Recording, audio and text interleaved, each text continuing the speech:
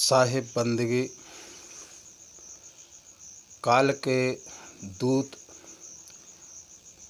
कहते हैं अपने अनुयायियों से कि माता पिता के पैर नहीं छूना है, किसी के भी पैर नहीं छूना है। तो आप लोग बताइए, क्या ये सही बात है? यदि माता पिता ना होते तो आप क्या इस जगत को पहचानते, या गुरु को पहचानते, या भगवान को पहचानते? यदि माता पिता अपन को जन्म नहीं देते तो ना तो अपन गुरु को पहचानते, न भगवान को पहचानते, न किसी को पहचानते। जब अपन होते ही नहीं इस जगत में तो क्या करते? इसलिए सर्वप्रथम माता पिता के पैर छूना चाहिए और उनका आशीर्वाद भी लेना चाहिए। कबीर साहब ने भी कहा है कि गुरु गुरु कहत सकल संसारा, गुरु सोई जिन तत्व विचारा। तो तत्व का मतलब क्या है? कि मूल तत्व। मूल तत्व जो है, ये 5 तत्व नहीं जो उनको 5 तत्व बता दे और उनको तत्वदर्शी संत बता दिया, वो 5 तत्व नहीं है, मूल तत्व है। तो मूल तत्व क्या है? गुरु गुरु कहत सकल संसारा, गुरु सोई जिन तत्व विचारा। अब वो कौन सा तत्व है? कबीर साहब खुद कह रहे हैं, प्रथम गुरु पिता और माता जो हैं रजबी रच के दाता, दूजे गुरु मनसा दाई जो गर्भवास से बंद छुड़ाई। तो माता पिता का रजबीर्य से अपन उत्पन्न हुए और मनसा दाई ने अपन को उस गंदगी में से साफ किया, उसने पहले स्नान करवाए, इसलिए वो भी गुरु है। ये मूल तत्व की चीज़ें हैं। तीसर गुरु जिन धरिया नामा, ले ले नाम पुकारे गामा। तीसरा गुरु यदि अपना नाम ना रखता तो अपन को लोग क्या कह के बुलाते? सभी लोग कहते तो अपन जैसे बहुत सारे लोग होते तो कोई किसी की कोई नहीं सुनता। चौथे गुरु जिन दीक्षा दीना, जगत रीत व्यवहार सब कीना। चौथे गुरु ने अपन को पढ़ाया लिखाया, काम धंधा व्यापार सब कुछ सिखाया, जिसकी वजह से आज अपन कमा के खा रहे हैं। यदि कहूँ अपन पढ़ते लिखते नहीं तो अपन कोई भी दिन के नहीं रह जाते। तो वो गुरु कुछ नहीं कर पाते जो गुरु को आज सब कोई मान रहा है।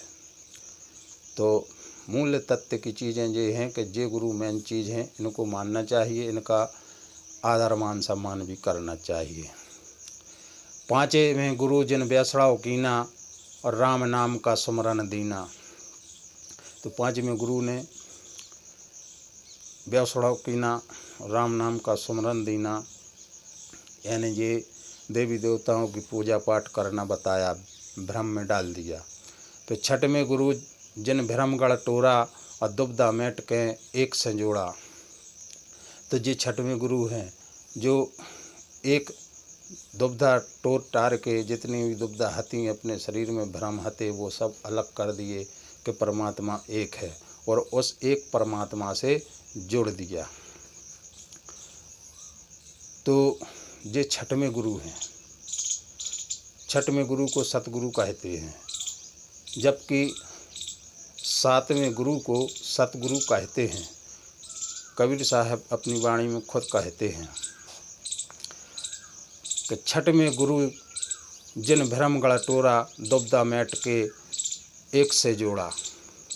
7वां गुरु जो सत्य शब्द लखाया, जहाँ का तत्व तहाँ समाया। तो 7वां गुरु ही सतगुरु है, जो सत्य शब्द लखाता है, जहाँ का तत्व तहाँ समाता है। जीव कहाँ से आया है, जीव कहाँ जाएगा, कौन सा सत्य है, कौन सा शब्द है, वो सत्य शब्द क्या है, ये सारी चीज़ 7वां गुरु ही बताता है। 6वें गुरु वहीं नहीं होता है कि वो अकेले सिर्फ एक परमात्मा से जोड़ देता है। उस परमात्मा से एक से जुड़ने का मतलब इतना ही है कि अकेले तुम्हारे सारे भ्रम दूर होते हैं और कुछ नहीं होते हैं। क्योंकि कबीर साहब ने फिर कहा है कि भक्ति करने से मुक्ति नहीं होती है, मुक्ति होती है ज्ञान से। भक्ति भक्ति सब कहें और भक्ति न आई काज, और जहाँ को करो भरोसा वहाँ से आई गाज। तो भक्ति करने से मुक्ति नहीं होती है, मुक्ति होती है ज्ञान से। तो सात गुरु संसार में सेवक सब संसार, और सतगुरु सोई जानिए भव जग तारे पार।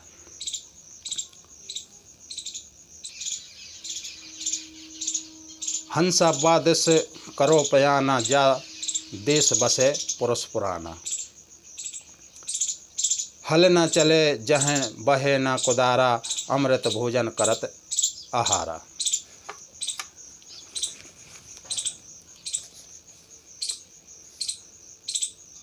चले न चरखा बजे न तांती, अंबर चीर पहरे बहु भांति। तो इसका मतलब क्या है कि चले न चरखा बजे न ताती, अंबर चीर पहरे बहु भांति। जब मनुष्य को नाना प्रकार की यानियाँ मिलती हैं तो उसी यानियों को अंबर चीर कहा है। बरसे न मेघ चुवे नहीं पानी, शीतल सुरत अमी भर आनी। चंद न सूर्य दिवस नहीं राती, कुल नहीं भेद बरन नहीं जाती। रोग न दोष जहाँ शोक न संतापा, कहें कबीर जह समरत आपा। सुरती मानो निरत में निरत रही निर्धार, और सुरत निरत परचो भयो तब पायो दीदार। तो जब सुरत और निरत की पहचान सतगुरु करवाते हैं तब दीदार यानी दर्शन होता है उस परमात्मा के। तो सुरत समानी शब्द में, और सुरत रही निर्धार, और सुरत निरत परचो भयो तब पायो दीदार। गुरु समदाता कोई नहीं है भाई, और मुक्ति मार्ग दियो बताई। गुरु बन हृदय ज्ञान न आवे, ज्यों कस्तूरी मृग भुलावे। गुरु बिन मिटे न अपनो आपा, भरम ज्योरी से बांधो सांपा। गुरु बिन केहरी कूप ही पड़िया, गुरु बिन गज छाई ही लड़िया। गुरु बिन स्वान देख बहु भेखा, मंदिर एक कांच को देखा। चहूँ दस दिखे अपनी छाया, भौंकत भौंकत उन्हें प्राण गंवाया। गुरु बिन सुआ जो पड़ो है पिंजरा, गुरु बिन कपि डोर सो फंदा।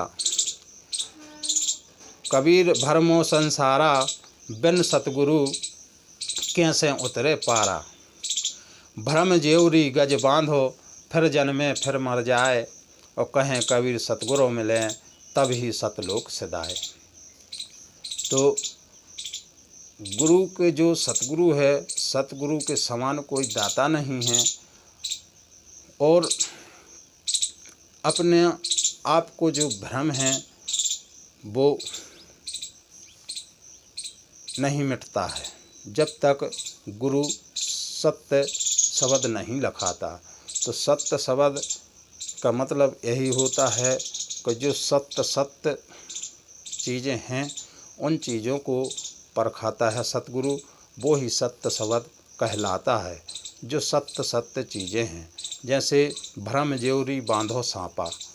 तो अंधेरे में रस्सी पड़ी हो तो उसको सर्प समझ लेते हैं, और जब उसके ऊपर टॉर्च मारो तो वो सांप दिखने लगती है। ऐसे जे सत्य शब्द होते हैं। जैसे गुरु बिन स्वान देख बहु भेखा, मंदिर एक कांच को देखा। और चहूँ दस दिखे अपनी छाया, और भौंकत भौंकत उन्हें प्राण गंवाया। तो जैसे जब स्वान यानी कुत्ता होता है, जब कुत्ता कांच के मंदिर में जाता है तो चारों ओर उसकी ही छाया दिखाई देती है, तो वो सोचता है कि और दूसरे कुत्ते हैं, तो वो भौंक भौंक के अपने प्राण गंवा देता है। इसी प्रकार जब सतगुरु लखाते हैं कि जो जैसे अपन अपने दर्पण में अपनी शक्ल देखते हैं तो अपनी ही शक्ल दिखती है, तो अपन समझने लगते हैं कि ये क्या है। तो जैसे अपनी परछाई हैं और अपन हैं, ऐसे ही भ्रमित हैं कि परमात्मा कहीं और मिलेगा। नहीं भाई, परमात्मा अपने आप में ही मिलेगा।